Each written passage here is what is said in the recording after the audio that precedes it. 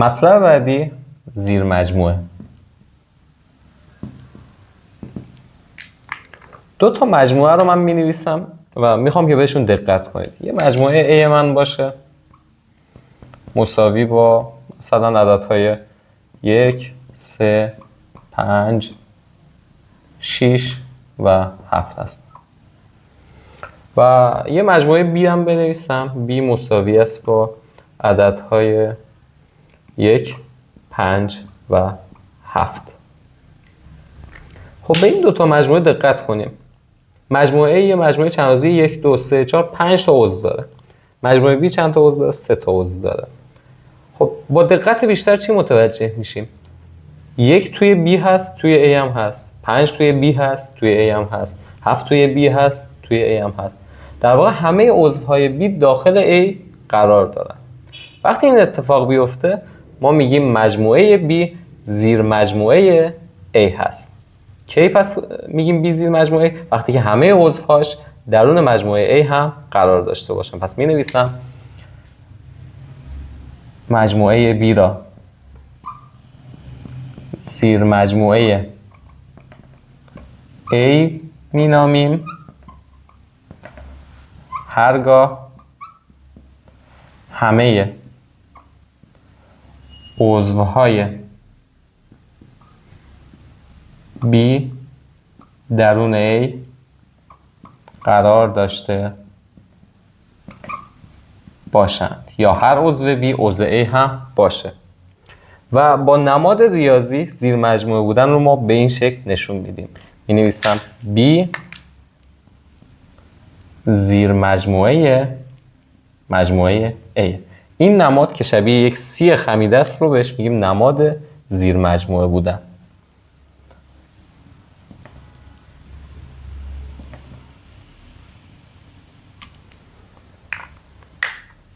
حالا یه مجموعه D رو من میخوام مثال بزنم و اون مجموعه D من هم باشه به این صورت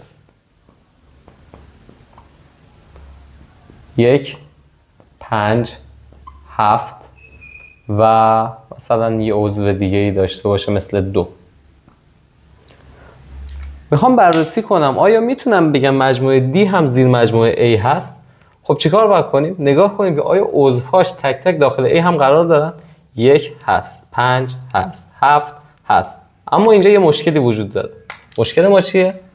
این عضو 2 که توی مجموعه D قرار داره ولی توی A قرار نداره.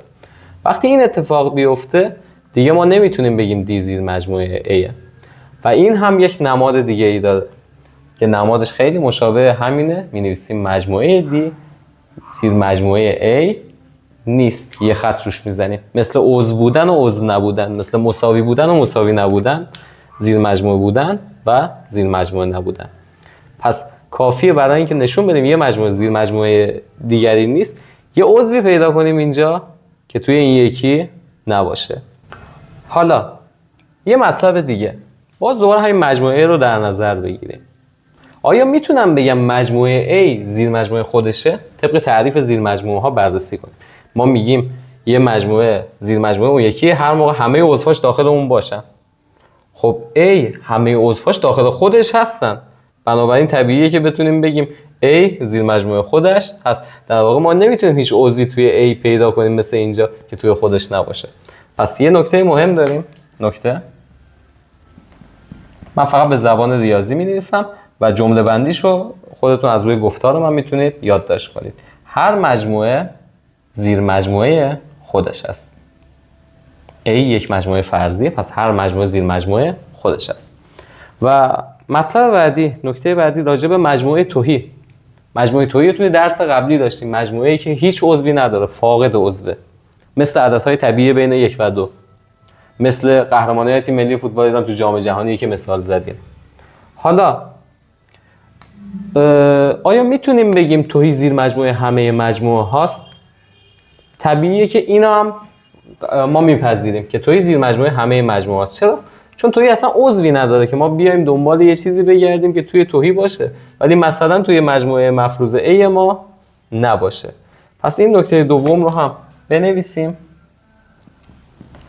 تهی که نمادش به صورت با حرف یونانی فی بود زیر مجموعه هر مجموعه دلخواهی مثل A مثل B و یا هر چیز دیگری خواهد بود. در واقع اصلا عضوی اینجا وجود نداره که ما بخوایم دنبالش بگردیم که اینجا باشه اما اینجا نباشه. پس توی این درس یه مرور کنیم از اول تا اینجا چی رو یاد گرفتیم.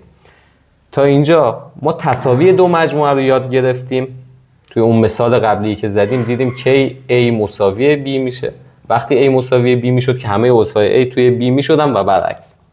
بعد از تساوی مجموعه ها اومدیم زیر مجموعه بودن رو یاد گرفتیم و دیدیم که کی مثلا B زیر مجموعه A و بجز اینها در رابطه با زیر مجموعه بودن یاد گرفتیم که هر مجموعه زیر مجموعه خودشه و توی هم زیر مجموعه همه مجموعه هاست. و همچنین اگه خواستیم نشون بدیم که یه مجموعه زیر مجموعه اون یکی نیست کافیه دنبال یه عضوی رو بگردیم که توی اون زیر مجموعه بزرگمون نباشه.